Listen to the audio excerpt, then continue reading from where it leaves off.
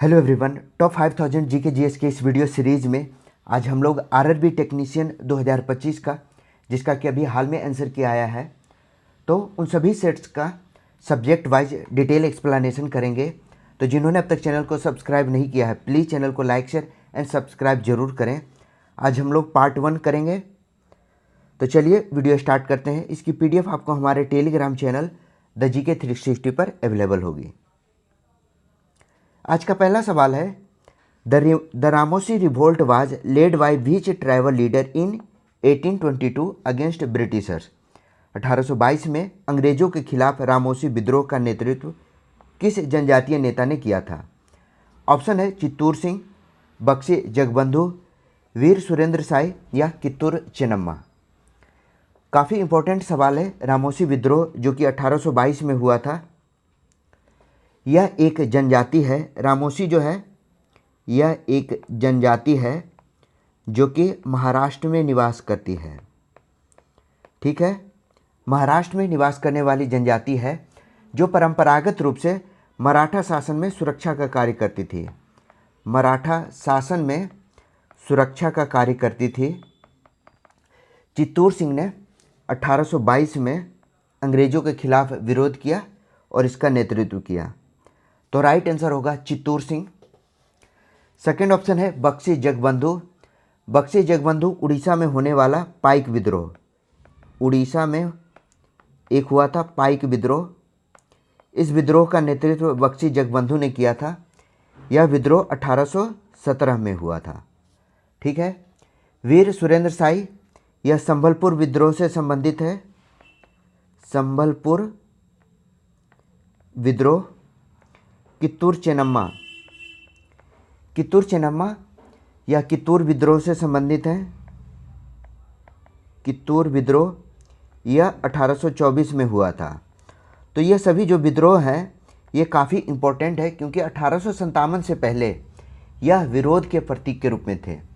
1857 से पहले जो प्रमुख विद्रोह हुए थे, खास करके जनजातीय विद्रोह, तो यह उनमें से प्रमुख थे। तो याद रखिएगा, ए इसका राइट आंसर है चित्तूर सिंह। अगला सवाल है, Keshav Chandra Sen was a prominent leader of which of the following reform movement in India. Keshav Chandra Sen Bharat में निम्नलिखित में से किस सुधार आंदोलन के प्रमुख नेता थे?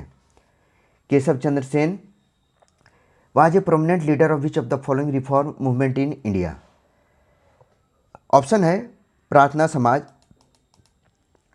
प्रार्थना समाज, ब्रह्मो समाज, आर्य समाज या रामकृष्ण मिशन। ठीक है। तो केशव चंद्र सेन जो कि ब्रह्मो समाज से संबंधित थे, केशव चंद्र सेन ब्रह्मो समाज से संबंधित थे। इन्होंने ब्रह्म समाज का नेतृत्व किया था। यह तीसरे और सबसे प्रभावशाली नेता थे। ब्रह्मो समाज के तीसरे और सबसे प्रभावशाली नेता थे। इन्होंने 1866 में भारतीय ब्रह्मो समाज की स्थापना की। भारतीय ब्रह्मो समाज की स्थापना की। ठीक है। ऑप्शन में है प्रार्थना समाज। तो प्रार्थना समाज के जो संस्थापक थे इस ऑर्गेनाइजेशन के, वह थे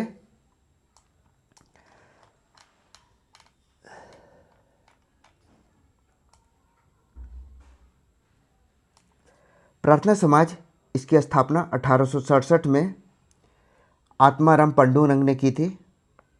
आत्माराम पांडुरंग ने मुंबई में की थी।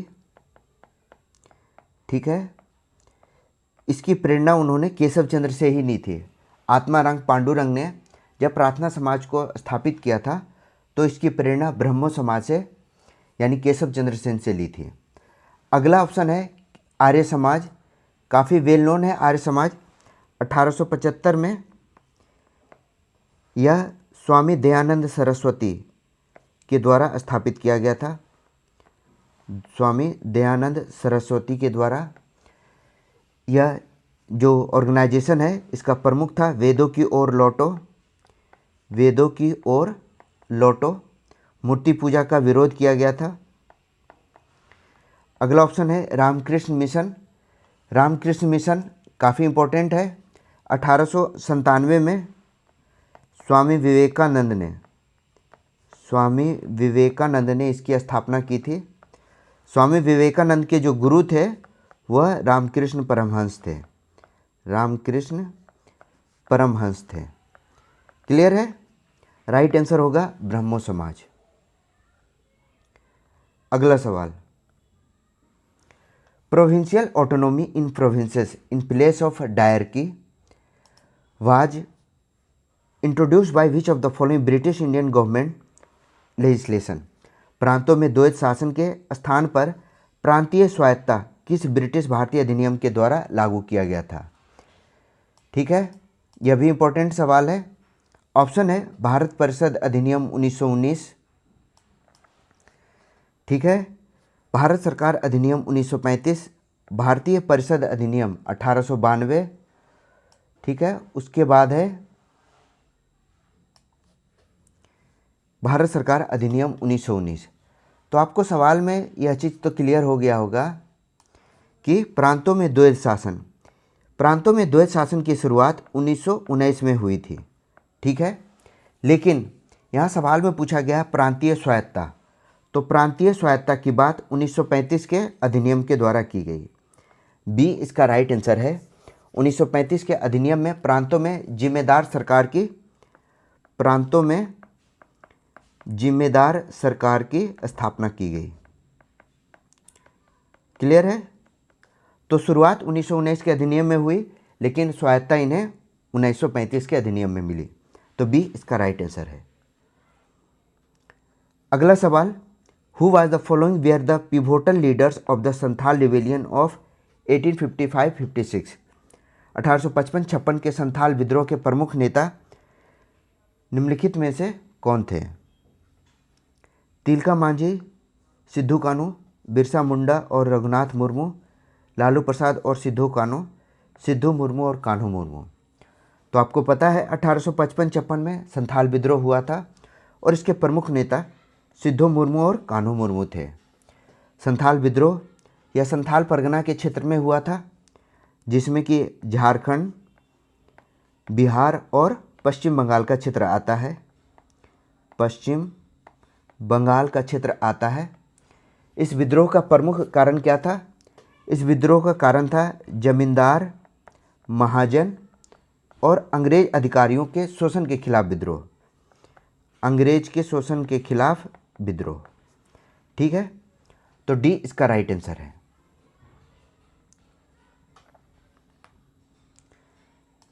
अगला सवाल, which of the following British Indian government legislation provided for the establishment of a supreme court at Calcutta comprising one chief justice and 3 other जजेज।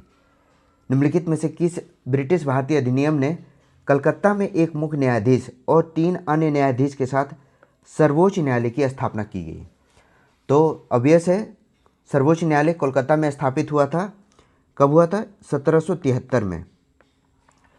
1773 में सर्वोच्च न्यायालय की स्थापना हुई, जिसमें एक चीफ जस्टिस और 3 अदर जस्टिस स्थापना के समय थे। जो चीफ जस्टिस थे उनका नाम था एलिजा इम्पे। याद रखिएगा, काफ़ी इम्पोर्टेंट सवाल है। भारत में सबसे पहले सुप्रीम कोर्ट कलकत्ता में स्थापित हुआ था और इसके चीफ जस्टिस एलिजा इम्पे थे, और ये 1773 के रेगुलेटिंग एक्ट के आधार पर स्थापित किया गया था। तो बी इसका राइट आंसर है। Which policy of Lord Dalhousie was a significant political cause of the 1857 revolt? 1857 के लॉर्ड डलहौजी की कौन सी नीति 1857 के विद्रोह का प्रमुख राजनीतिक कारण बनी थी? द्वैत शासन, विलय की नीति, वर्नाक्यूलर प्रेस एक्ट या रैयतवाड़ी प्रणाली?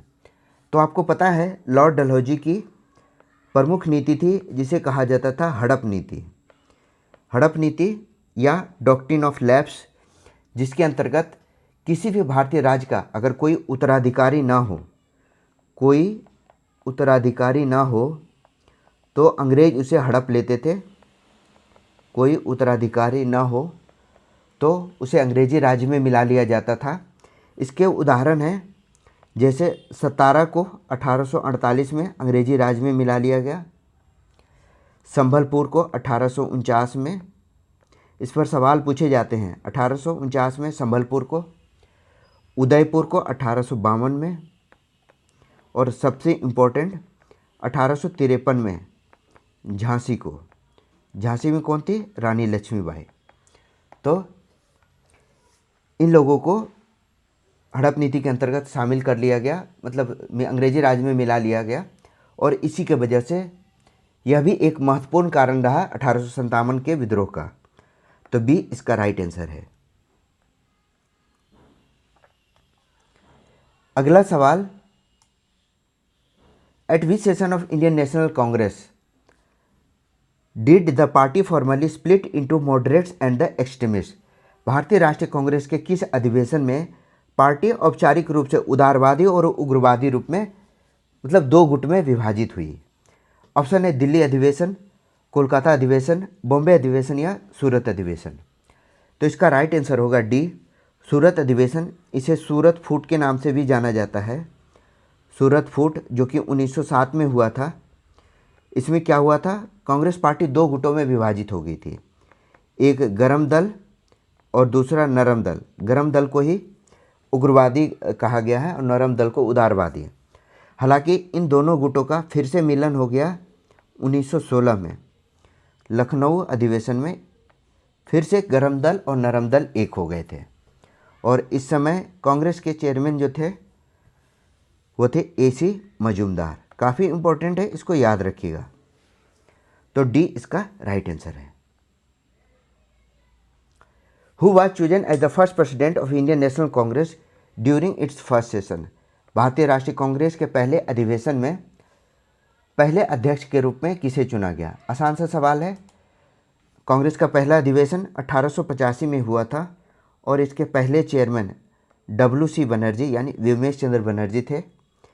28 दिसंबर 1885 को कांग्रेस का पहला अधिवेशन बम्बई में हुआ था।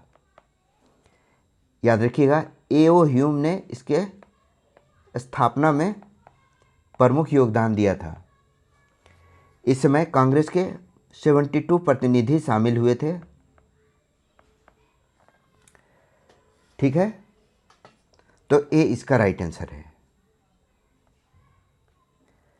अगला सवाल काफ़ी इंपॉर्टेंट है। Who among the following battles in 1757 mark the beginning of the British political control in India? 1757 के निम्नलिखित में से कौन सी लड़ाई भारत में ब्रिटिश राजनीतिक नियंत्रण की शुरुआत की? ऑप्शन है बक्सर का युद्ध, कालाचेल का युद्ध, श्रीरंगपट्टनम का युद्ध या प्लासी का युद्ध। ठीक है, तो आपको पता है प्लासी का युद्ध कब हुआ था? तो यह 1757 में हुआ था। काफ़ी इम्पोर्टेंट था 1757 का प्लासी का युद्ध। इस समय रॉबर्ट क्लाइव और सिराजुद्दौला। रॉबर्ट क्लाइव कौन था? तो यह अंग्रेजी गवर्नर था, बंगाल का गवर्नर था, और सिराजुद्दौला बंगाल के नवाब थे। ठीक है, सिराजुद्दौला बंगाल के नवाब थे। तो मीर जाफ़र की गद्दारी के कारण प्लासी के युद्ध में सिराजुद्दौला की पराजय हुई, और इसी युद्ध के बाद से भारत में ब्रिटिश साम्राज्य की नींव पड़ी। ब्रिटिश साम्राज्य की नींव पड़ी। अगर ब्रिटिश साम्राज्य के इतिहास में या भारतीय इतिहास में अगर दो इम्पोर्टेंट युद्ध माना जाए तो एक प्लासी का युद्ध था और दूसरा बक्सर का युद्ध। बक्सर के युद्ध में क्या हुआ? अंतिम रूप से मुग़ल बादशाह, अवध के नवाब और मीर कासिम यानी बंगाल के नवाब, जो प्रमुख शक्तियां थी वह अंतिम रूप से पराजित हो गई। अंतिम रूप से पराजित हो गई, यानी अब बंगाल पर अंग्रेज़ों को मतलब पूर्ण नियंत्रण आ गया। पूरे भारत पर वो यहाँ से ही पूरे भारत पर नियंत्रण करना शुरुआत कर गए। अंग्रेज़ों को अकूत धन प्राप्त हुआ। तो यह इम्पोर्टेंट है, याद रखिएगा दोनों युद्ध को। तो डी इसका राइट आंसर है प्लासी का युद्ध। Which among the following slogans was popularised by Bal Gangadhar तिलक। कौन सा नारा बाल गंगाधर तिलक के द्वारा लोकप्रिय किया गया था? तो यह है स्वराज मेरा जन्मसिद्ध अधिकार है और मैं इसे लेकर रहूँगा।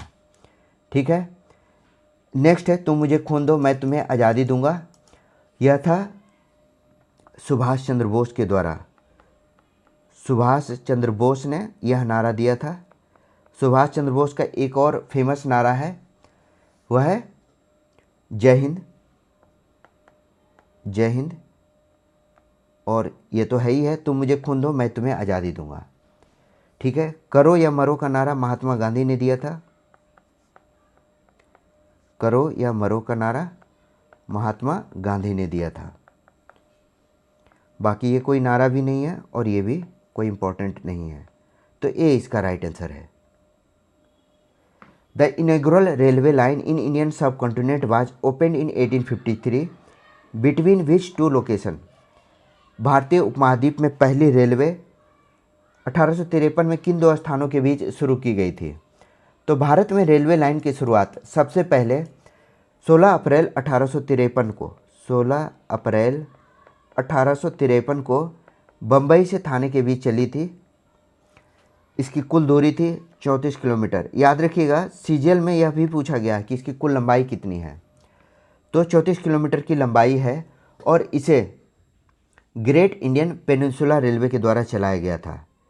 ग्रेट इंडियन पेनिनसुला रेलवे के द्वारा चलाया गया था।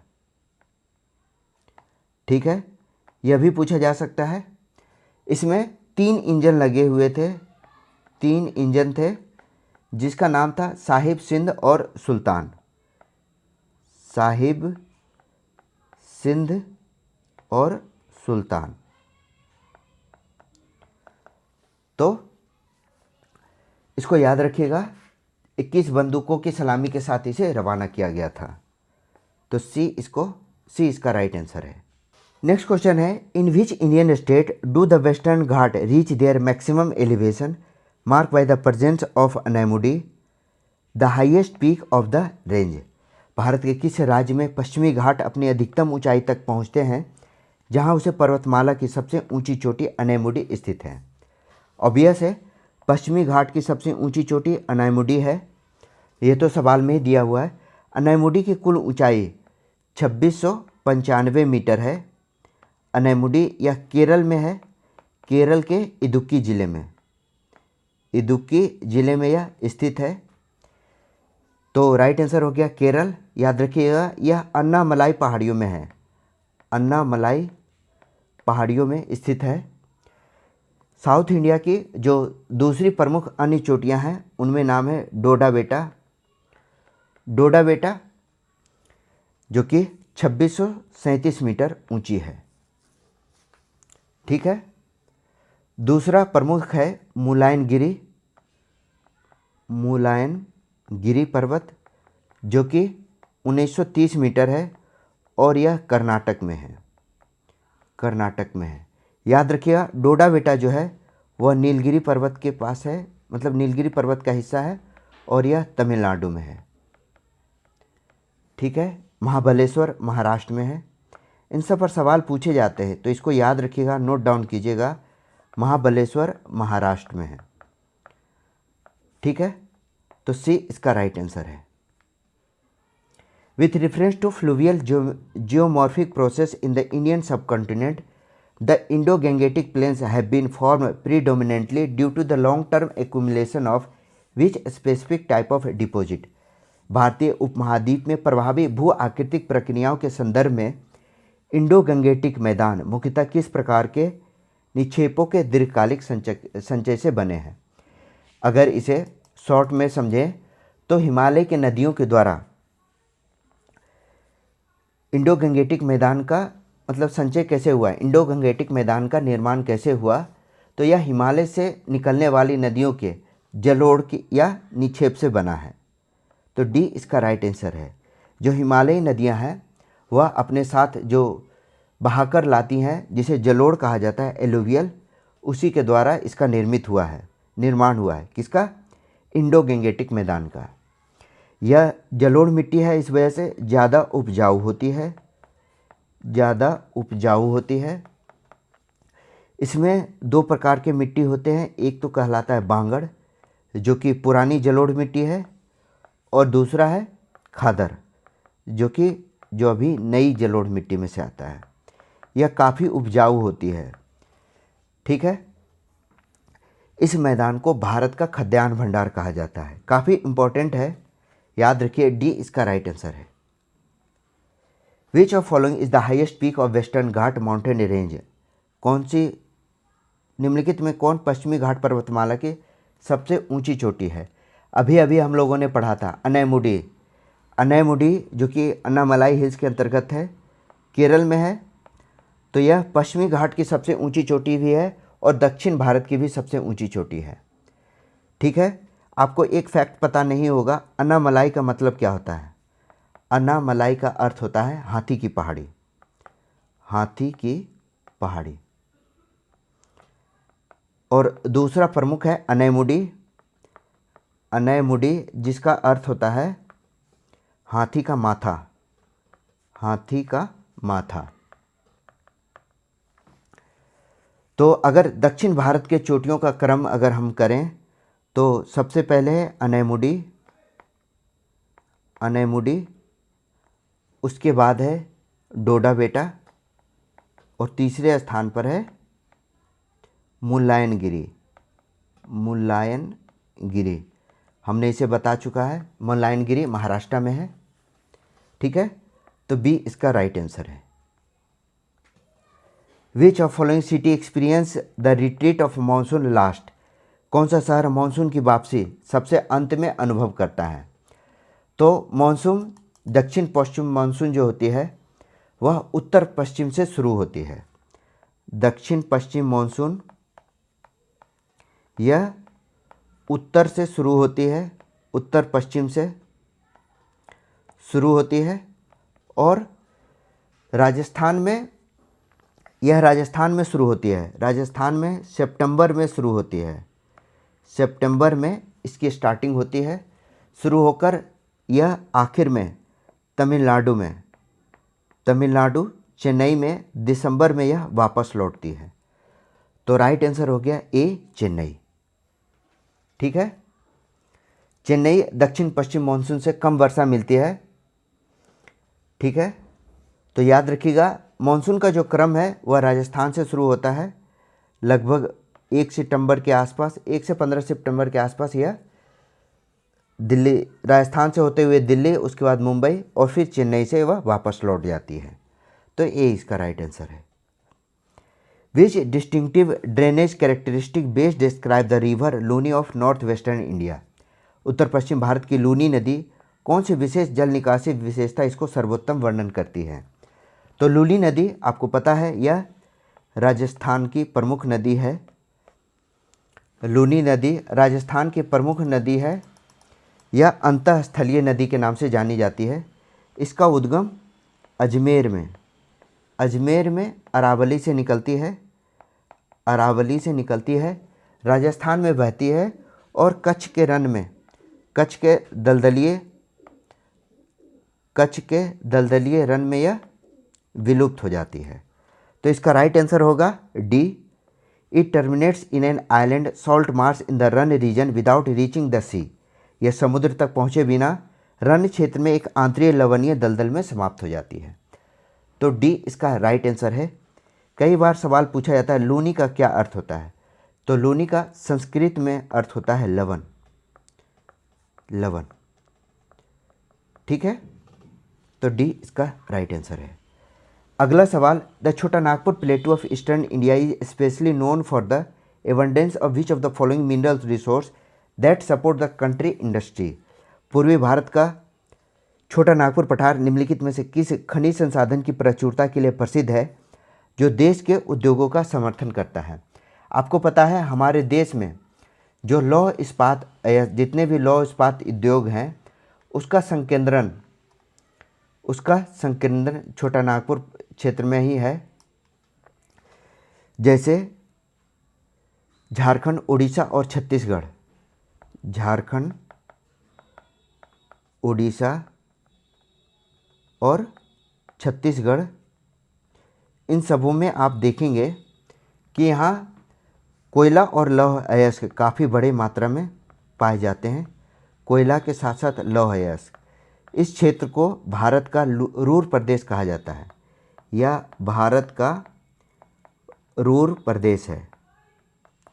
ठीक है, तो इसका राइट आंसर हो गया कोयला और लौह भंडार, सी इसका राइट आंसर है। याद रखिएगा, धनबाद जो है वह इसी क्षेत्र में है जहाँ की कोयला बड़ी मात्रा में पाई जाती है।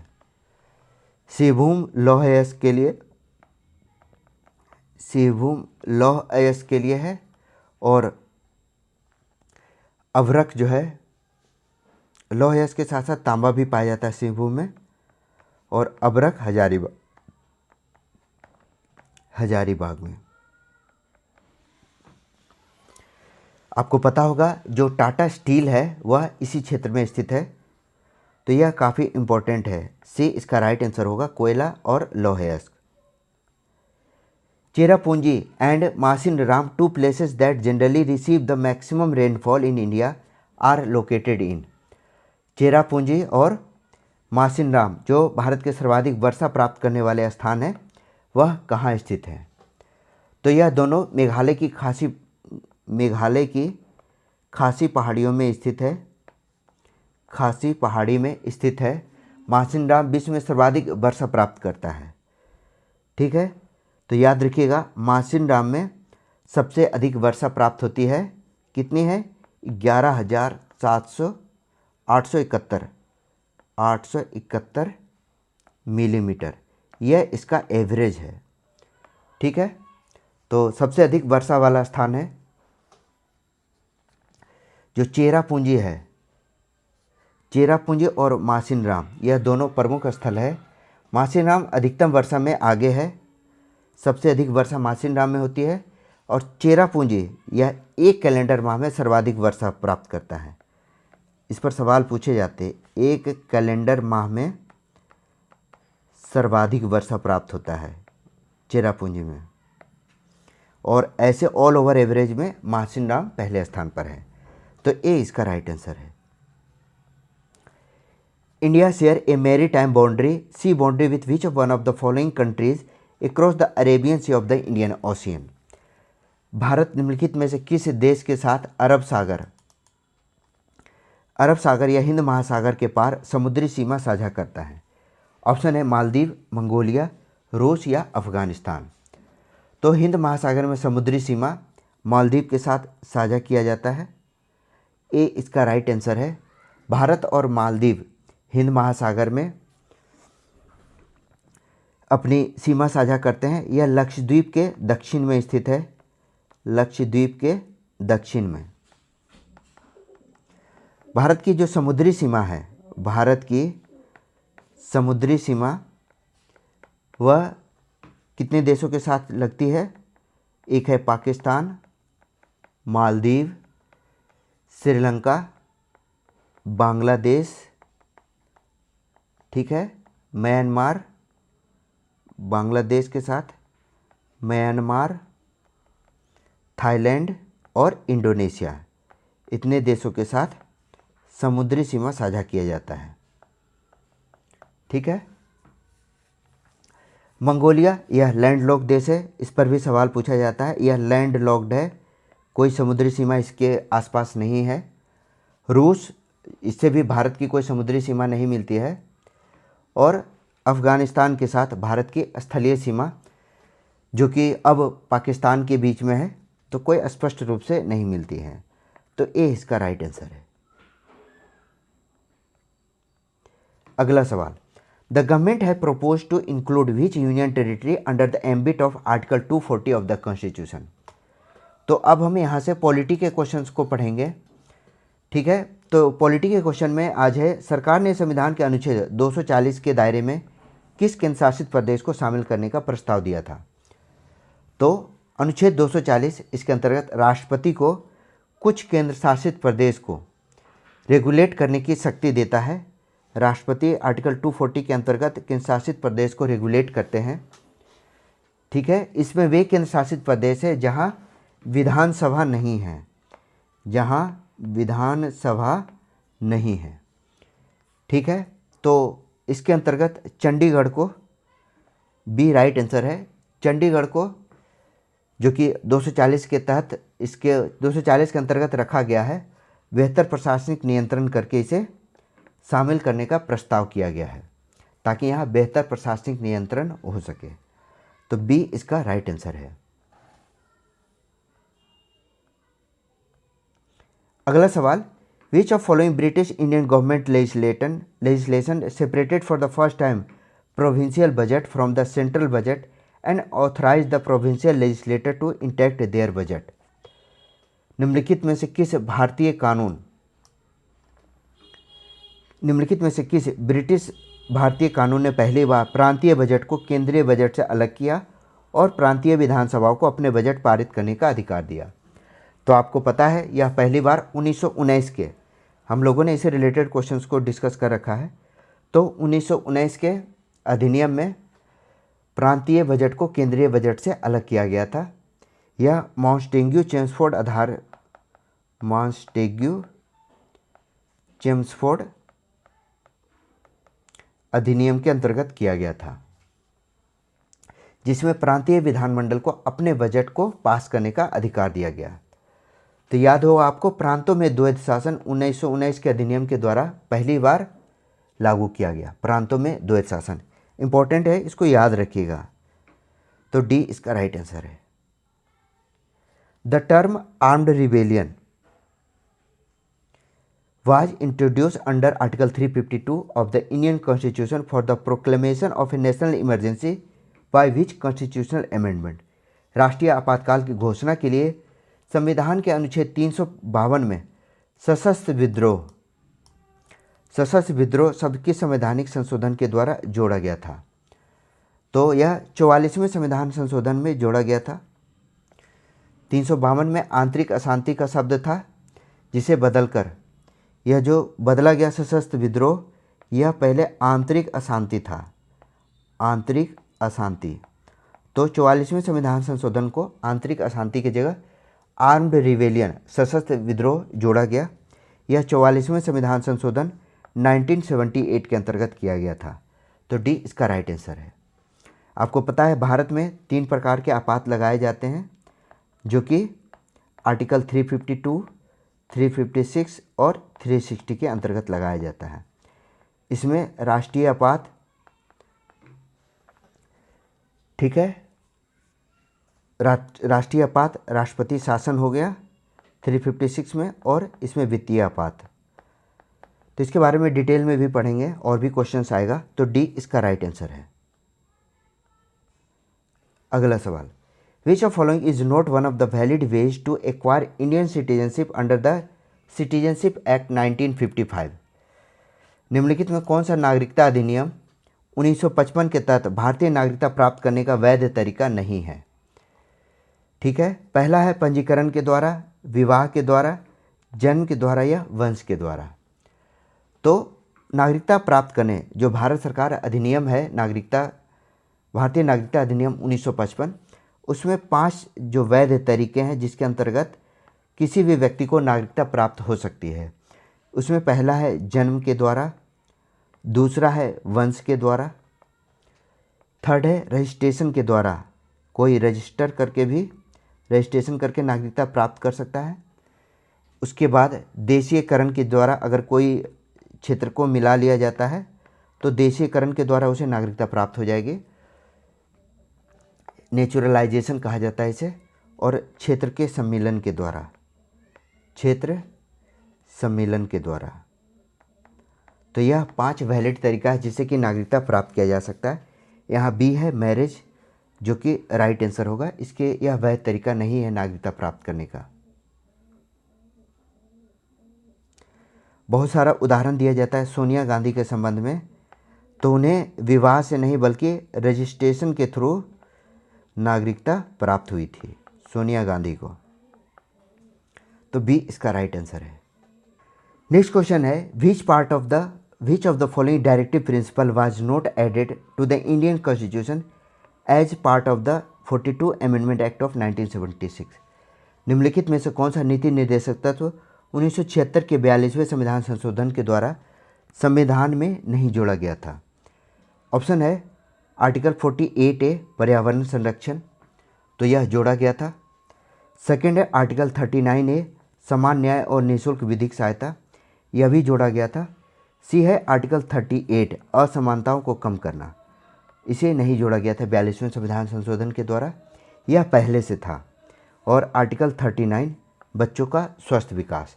तो याद रखिएगा 42वें संविधान संशोधन 1976 में हुआ था, जिसके अंतर्गत 39A, 43A और 48A को जोड़ा गया था। 43A और 48A को जोड़ा गया था। आर्टिकल 38 पहले से था, तो सी इसका राइट आंसर है। इन सितंबर 2025 the supreme court of India reaffirmed which important legal position under the SC/ST Act 1989? सितंबर 2025 में भारत के सर्वोच्च न्यायालय ने SC/ST अधिनियम 1989 के तहत किस महत्वपूर्ण कानूनी स्थिति को पुनः स्पष्ट किया था? तो SC/ST एक्ट में अग्रिम जमानत को पूर्णतः प्रतिबंधित किया गया। ए इसका राइट आंसर है। इस अधिनियम के तहत प्रथम दृष्टया अगर अपराध सिद्ध होता है तो उसे अग्रिम जमानत नहीं दिया जा सकता है। याद रखिएगा, प्रथम दृष्टया अगर अपराध सिद्ध हो तो उसे जमानत नहीं दिया जा सकता, तो ए इसका राइट आंसर है। यह SC/ST एक्ट 1989 के आधार पर किया गया था। अगला सवाल, which article of the Indian constitution provides for the establishment for national commission of schedule caste? भारतीय संविधान के किस अनुच्छेद के अंतर्गत NCSC अनुसूचित जाति आयोग के गठन का प्रावधान किया गया था? तो अब हम लोग पॉलिटी के क्वेश्चंस को पढ़ रहे हैं। तो NCST राष्ट्रीय अनुसूचित जाति आयोग, इसका गठन आर्टिकल 338 के अधीन किया गया था। 89वां संविधान संशोधन में SC और ST अलग अलग आयोग बनाए गए। ठीक है, याद रखिएगा, इसका राइट आंसर होगा सी 338। तो 338A में NCST यानी national commission for schedule tribe अनुसूचित जनजाति आयोग, आर्टिकल 338B में पिछड़ा वर्ग आयोग का गठन किया गया। ठीक है, तो राइट आंसर हो गया C article 338। Who appoint the member of the state public service commission? राज्य लोक सेवा आयोग के सदस्यों की नियुक्ति कौन करता है? तो राज्य लोक सेवा आयोग, इसकी नियुक्ति राज्यपाल के द्वारा की जाती है। आर्टिकल 315 से लेकर 323 के अंतर्गत राज्य लोक सेवा आयोग से संबंधित प्रावधान है। राज्य लोक सेवा आयोग से संबंधित प्रावधान, ठीक है। तो राज्यपाल इसके अध्यक्ष और सदस्यों की नियुक्ति करते हैं। ठीक है। Allocation of seats in Rajya Sabha is provided under which schedule? Rajya Sabha में सीटों का आवंटन किस अनुसूची के अंतर्गत किया जाता है? तो यह चौथी अनुसूची है। चौथी अनुसूची जिसमें राज्यों के साथ साथ केंद्र शासित प्रदेशों का, राज्य और यूनियन टेरिटरीज का जो राज्यसभा में सीटों का आवंटन है उससे संबंधित प्रावधान दिए गए हैं। तो सी इसका राइट आंसर है। Single citizenship is adopted from which country? Single citizenship का मतलब है एकल नागरिकता। तो भारत ने एकल नागरिकता ब्रिटेन के संविधान से लिया है, यूके के संविधान से। तो भारत में भी केवल एकल नागरिकता है। याद रखिएगा, यूएसए में यूएसए में दोहरी नागरिकता प्रावधान है, यानी वहाँ संघ के लिए अलग नागरिकता होती है और राज्य के लिए भी नागरिकता होती है।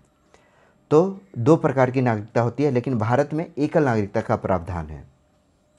तो बी इसका राइट आंसर है। Division of subjects into union, state and concurrent list is in which schedule? संघ, राज्य और समवर्ती सूची किस अनुसूची के अंतर्गत हैं? ऑप्शन है 7वीं, 11वीं, 9वीं या 5वीं। तो आपको पता है हमारे संविधान के 7वीं अनुसूची में 3 प्रकार के सूचियों का उल्लेख है। पहला है संघ सूची, दूसरा है राज्य सूची और तीसरा है समवर्ती सूची। तो संघ सूची पर संघ के द्वारा कानून बनाए जाते हैं, जिसके अंतर्गत 97 विषय हैं। राज्य सूची में 66 विषय हैं जिस पर राज्य कानून बनाते हैं, और समवर्ती सूची इसमें दोनों बनाते हैं और यह 47 विषय हैं। टोटल 47 विषय हैं। अब संघ सूची के अंतर्गत वैसे मामले आते हैं जैसे रक्षा, विदेश नीति और परमाणु ऊर्जा, रेलवे, ये सब संघ के अधीन आता है। राज्यों के अधीन आता है, राज्य के अधीन राज्य के विषय आते हैं, जैसे कि लोकल टैक्स होता है, राज्य का जो टैक्स होता है, राज्य की पुलिस होती है, तो यह सब राज्य के अधीन आता है। समवर्ती सूची में आता है जो कि इम्पोर्टेंट है, उसमें आता है शिक्षा, विवाह, वन और श्रम। ठीक है, यह समवर्ती सूची के अंतर्गत आता है। ठीक है, तो राइट आंसर हो गया ए 7वीं। Which is not a constitutional body? निम्नलिखित में से कौन एक संवैधानिक निकाय नहीं है? ऑप्शन है राष्ट्रीय मानवाधिकार आयोग, निर्वाचन आयोग, संघ लोक सेवा आयोग या वित्त आयोग। तो आपको पता है राष्ट्रीय मानवाधिकार आयोग यह एक संवैधानिक निकाय नहीं है। इसे प्रोटेक्शन ऑफ ह्यूमन राइट्स के अंतर्गत 1993 में 1993 में इसे एक स्टैट्यूटरी बॉडी, एक संवैधानिक सांविधिक, इसे सांविधिक कहा जाता है, स्टैट्यूटरी निकाय के रूप में स्थापित किया गया। यह वैधानिक निकाय है, संवैधानिक नहीं है। निर्वाचन आयोग जो कि आर्टिकल 324 के अंतर्गत एक संवैधानिक निकाय है। वित्त आयोग आर्टिकल 280 के अंतर्गत, और संघ लोक सेवा आयोग, संघ लोक सेवा आयोग यह हमारे संविधान में, यह भी हमारे संविधान के अनुच्छेद 312 से लेकर 323 के अंतर्गत एक संवैधानिक निकाय के रूप में है। 315 संघ लोक सेवा आयोग 315 के अंतर्गत है। ठीक है, तो ए इसका राइट आंसर है। Which article provides power to amend the constitution? संविधान में संशोधन की शक्ति किस अनुच्छेद में दी गई है? तो संविधान संशोधन आर्टिकल 368 के अंतर्गत किया जाता है, जिसमें 3 प्रकार के संशोधन हैं। 3 प्रकार के संशोधन होते हैं। पहला साधारण बहुमत से, ठीक है, दूसरा है विशेष बहुमत से, और तीसरा विशेष बहुमत और राज्यों की मंजूरी। विशेष बहुमत के साथ राज्य की मंजूरी लेनी पड़ती है। ठीक है, तो राइट आंसर होगा डी। अगला सवाल, education duty was added by which amendment? 6 से 14 वर्ष के बच्चों को शिक्षा का कर्तव्य किस संविधान संशोधन के द्वारा जोड़ा गया था? काफ़ी इंपॉर्टेंट है। 86वां संविधान संशोधन 2002 में, जिसमें शिक्षा का अधिकार जोड़ा गया।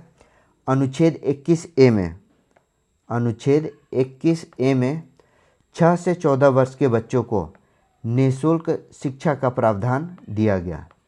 निःशुल्क शिक्षा का प्रावधान दिया गया। ठीक है, तो अनुच्छेद 21A में शिक्षा के मतलब अधिकार को लागू करने के लिए यह अधिनियम 2009 में बना था। शिक्षा का अधिनियम, शिक्षा का अधिनियम जो कि 2009 में बना था और इसे 2010 में लागू किया गया था। तो याद रखिएगा, इम्पोर्टेंट सवाल है, डी इसका राइट आंसर है। Which case gave basic structure doctrine, किस मामले में मूल संरचना का सिद्धांत दिया गया था। मूल संरचना काफ़ी इंपॉर्टेंट है, यह हमारे संविधान के मूल संरचना से संबंधित है। केशवानंद भारती केस में, केशवानंद भारती केस बनाम केरल राज्य 1973 में संविधान के मूल संरचना के सिद्धांत को परिभाषित किया गया। यह महत्वपूर्ण मुकदमा था जिसमें 13 न्यायाधीश की पीठ ने 7 और 6 से यह फैसला सुनाया कि संसद संविधान में संशोधन कर सकती है लेकिन बेसिक स्ट्रक्चर को नहीं बदल सकती है। जो संविधान का बेसिक स्ट्रक्चर है उसे बदला नहीं जा सकता है।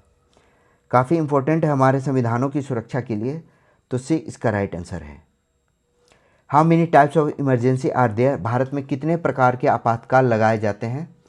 तो हम लोगों ने पहले भी पढ़ रखा है, भारत में मुख्य रूप से 3 प्रकार के आपातकाल लगाए जाते हैं जो कि आर्टिकल 352, 356 और 360 के अंतर्गत लगाए जाते हैं। राष्ट्रीय आपात 352 में लगाया जाता है जब कोई युद्ध या बाहरी आक्रमण हो, ठीक है। राष्ट्रीय आपातकाल, ठीक है। और तीसरा में है वित्तीय आपात, 356 के अंतर्गत लगता है जिसे राज्यों में राष्ट्रपति शासन लगाया जाता है। राष्ट्रपति शासन, तो यह 356 के अंतर्गत लगता है। याद रखिएगा, अब तक 100 से ज़्यादा बार राष्ट्रपति शासन को लगाया जा चुका है। वित्तीय आपातकाल एक बार भी नहीं लगा हुआ है, ठीक है। राष्ट्रीय आपात यह 3 बार लगा है। कब कब लगा है? एक बार लगा है भारत चीन युद्ध में 1962 में, भारत पाक युद्ध 1975 में, और एक और लगा है 1971 में भारत पाकिस्तान युद्ध में। तो यह 3 बार राष्ट्रीय आपात को लगाया गया है। तो राइट आंसर हो गया A 3। Words socialist secular integrity added by which amendment, समाजवादी, धर्मनिरपेक्ष, अखंडता शब्द किस संविधान संशोधन के द्वारा जोड़ा गया था। ऑब्वियस है, आपको पता होगा 42वें संविधान संशोधन। इसे लघु संविधान भी कहा गया है, काफ़ी इसमें संशोधन किए गए थे। इसे लघु संविधान कहा गया है। सरदार स्वर्ण सिंह समिति की अनुशंसा पर यह संशोधन किया गया था। तो बी इसका राइट आंसर है। GST was introduce by which amendment, GST को किस संशोधन के द्वारा लागू किया गया था। काफ़ी इंपॉर्टेंट है, इसको याद रखिएगा। जीएसटी 101वां संविधान संशोधन, 101वां संविधान संशोधन जो कि 2016 में हुआ था। तो जीएसटी को लागू किया गया 1 जुलाई 2017 से। 1 जुलाई 2017 से जीएसटी पूरे देश में लागू हो गया, पूरे देश में लागू हो गया, ठीक है। तो इसका राइट आंसर हो गया B 101। In which year did India completely eliminate quantitative restriction on imports as part of trade liberalisation, Bharat में व्यापार उदारीकरण के तहत आयात पर मात्रात्मक प्रतिबंध पूरी तरह किस वर्ष समाप्त किए। तो आपको पता है, यहाँ से हम लोग अब इकोनॉमिक क्वेश्चंस को पढ़ेंगे। तो पहली बार जो आयात पर सभी क्वांटिटेटिव रिस्ट्रिक्शन है वह 2001 में समाप्त किया गया। 1991 में भारत में जो सुधार हुए, आर्थिक सुधार, इसके अंतर्गत एलपीजी यानी लिबरलाइजेशन, प्राइवेटाइजेशन एंड ग्लोबलाइजेशन के इसको शुरू किया गया। धीरे धीरे अपने व्यापार को उदारीकृत किया गया, ठीक है। तो डी इसका राइट आंसर है 2001। Which of following committee in its 2019 report is known for introducing a widely used method to estimate poverty level in India? किस समिति ने 2009 की रिपोर्ट में भारत में गरीबी का आकलन करने की व्यापक रूप से उपयोग की जाने वाली विधि प्रस्तुत की। तो गरीबी आकलन के लिए सबसे प्रमुख है सुरेश तेंदुलकर समिति, तेंदुलकर समिति के नाम से जाना जाता है। 2009 में इसे प्रसिद्ध अर्थशास्त्री थे सुरेश तेंदुलकर, उनकी अध्यक्षता में गरीबी रेखा की नई पद्धति स्टार्ट की गई, ठीक है। बहुत से लोग इसे सचिन तेंदुलकर से जोड़ते हैं, लेकिन यह अर्थशास्त्री थे सुरेश तेंदुलकर। ठीक है, तो बी इसका राइट आंसर है। तेंदुलकर समिति जो है वह पहली बार कंजम्पशन एक्सपेंडिचर के आधार पर गरीबी रेखा को परिभाषित किया।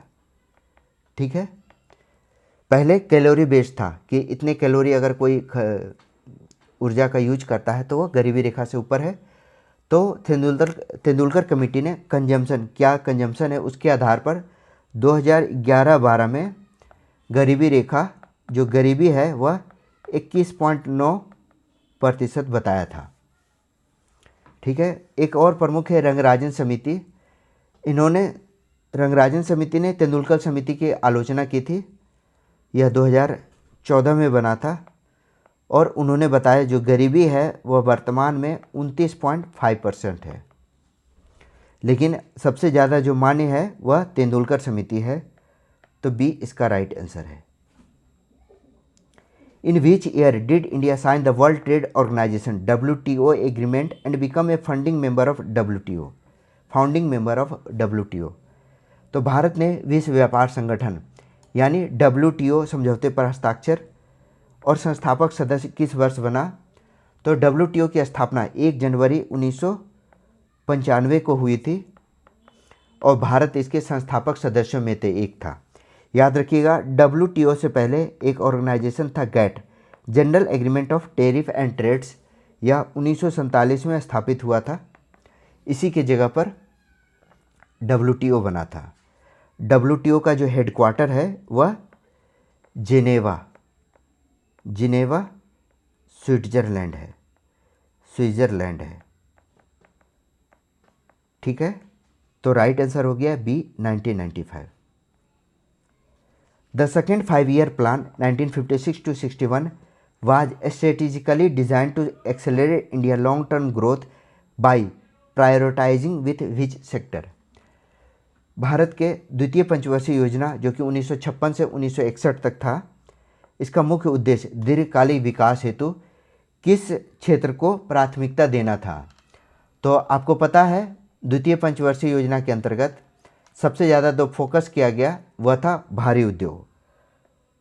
भारत में जो भी भारी उद्योग स्थापित किए गए जैसे भिलाई,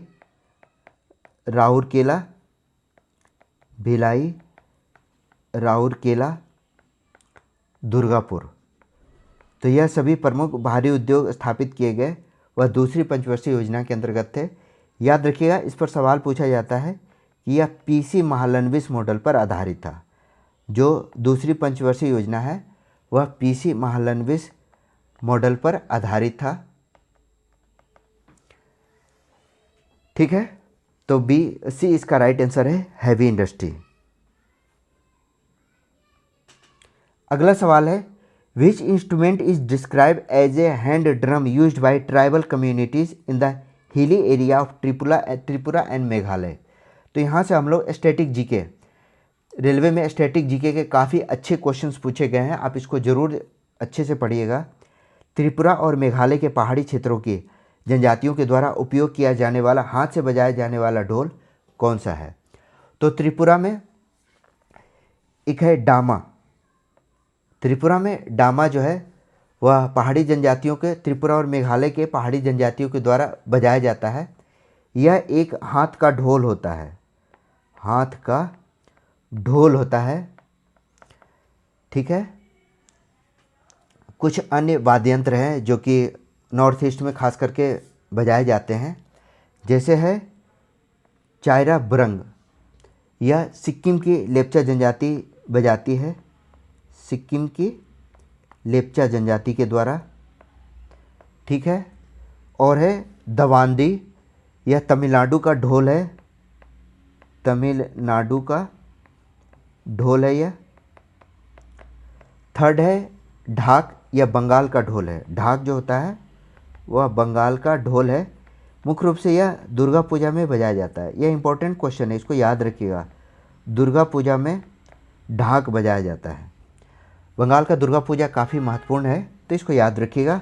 डामा इसका राइट आंसर है, जो कि एक हाथ का ढोल होता था। Who among the following is not part of the Trinity of Carnatic music? निम्नलिखित में से कौन कर्नाटक संगीत की त्रिमूर्ति का हिस्सा नहीं है? तो आपको याद रखना है कर्नाटक संगीत की त्रिमूर्ति कौन कौन से हैं।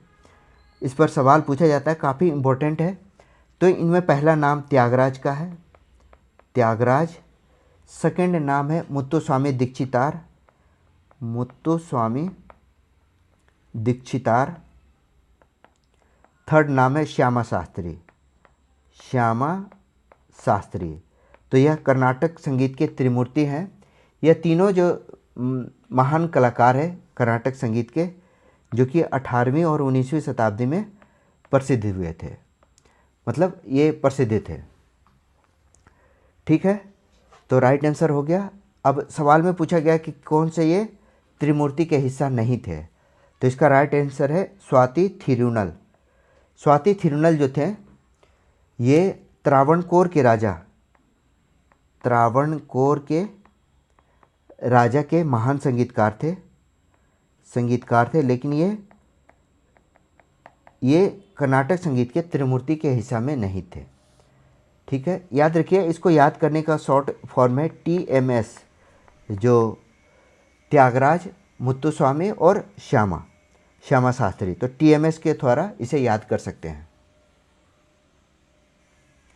अगला सवाल, who among the following contributed significantly to Bharatanatyam and was awarded Padma Bhushan in 2011? निम्नलिखित में से किसने भारतनाट्यम में महत्वपूर्ण योगदान दिया और 2011 में पद्म भूषण से सम्मानित हुए? तो राइट आंसर हो गया CV चंद्रशेखर। CV चंद्रशेखर भारतनाट्यम के प्रसिद्ध गुरु और नर्तक थे। इन्हें पद्म भूषण भी दिया गया था 2011 में। ठीक है, तो C इसका राइट आंसर है। Which dance form is performed by men wearing long colorful robes and tall conical caps in Jammu and Kashmir? Jammu Kashmir में पुरुषों के द्वारा लंबे रंगीन वस्त्र और ऊंची टोपी पहनकर किया जाने वाला नृत्य कौन सा है? काफ़ी इम्पोर्टेंट है, तो इसका राइट आंसर होगा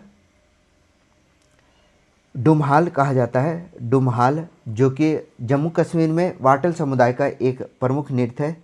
जम्मू कश्मीर में वाटल समुदाय है, कहाँ? J&K में, जो कि वस्त्र और ऊंची टोपी पहनकर नृत्य करते हैं। नर्तक जो होते हैं वो लंबे रंगीन वस्त्र पहनते हैं, शंकुनुमा टोपी होती है, आपने फिगर में देखा हुआ कहीं ना कहीं। तो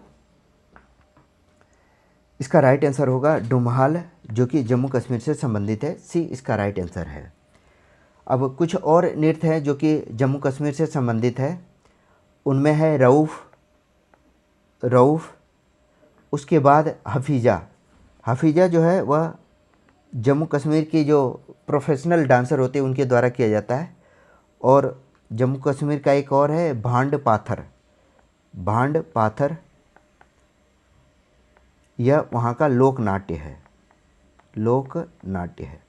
तो इस पर सवाल पूछे जाते हैं, इसको याद रखिएगा। C इसका राइट आंसर है। इन जून 2025 इंडिया ऑथर बनु मुश्ताक्स बुक हर्ट लैम्प एक्सप्लोर विच थीम? हर्ट लैम्प है, जून 2025 में भारतीय लेखिका बानु मुश्ताक की पुस्तक है हार्ट लैम्प। पुस्तक और लेखक से बहुत ज़्यादा सवाल पूछे गए हैं। तो यह जून 2025 की समसामयिक घटना पर आधारित है। कौन? हार्ट लैम्प, जो कि भारत में जाति और धार्मिक उत्पीड़न पर आधारित है।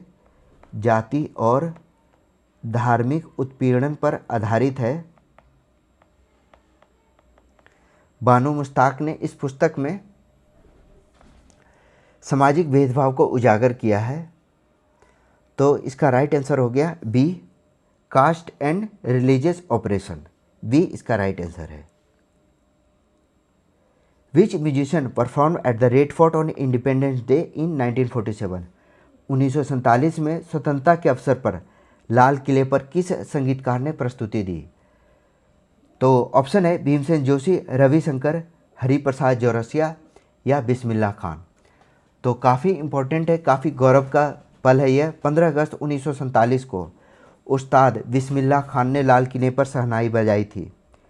बिस्मिल्लाह खान जो कि वाराणसी के शहनाई वादक थे, वाराणसी के प्रसिद्ध शहनाई वादक थे। इन्होंने शहनाई के क्षेत्र में काफ़ी उपलब्धि, वैश्विक पहचान बनाई है। इन्हें भारत रत्न दिया गया था, भारत रत्न 2001 में दिया गया था। ठीक है, तो याद रखिएगा D Bismillah Khan right answer है। अगला सवाल, मैच द फॉलोइंग, मैच करने का है। पहला है अमर अली खान सरोद से, तो अमर अली खान सरोद से संबंधित है, यानी ए का तीसरा होगा। एक मिनट,